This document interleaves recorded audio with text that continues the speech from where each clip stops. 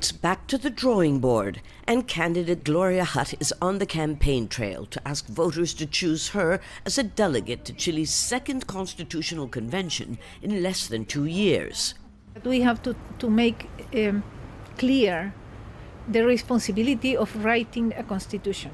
That is a responsibility with future generations, with a long-term view of the country, not with our ideology.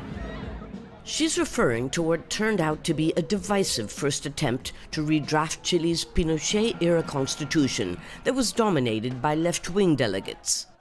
The final text was hailed by many as the most progressive in the world, with 21st century environmental standards, gender parity, and guaranteed social rights. But in many other aspects, it went too far. And in the end, Chileans rejected it in a referendum 9 months ago.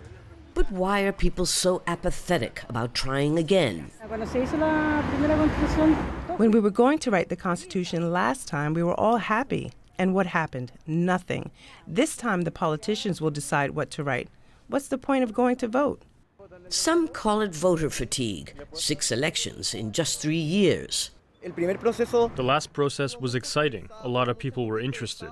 Now there's been little campaigning, little interest. People don't even know who the candidates are.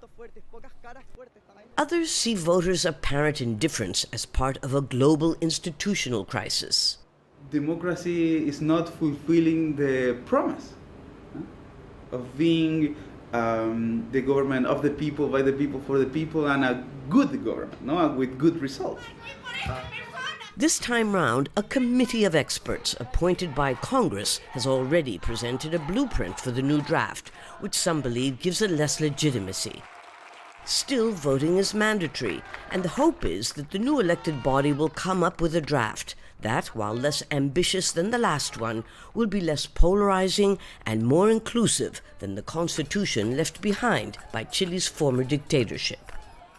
Lucia, Newman, Jazeera, Santiago.